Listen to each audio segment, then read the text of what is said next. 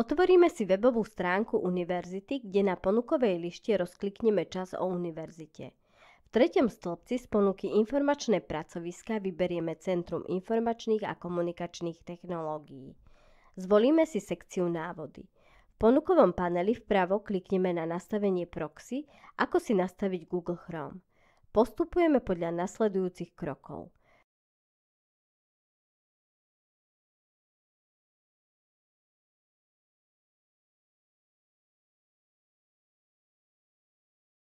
V pravom hornom rohu rozklikneme 3 zvislé bodky.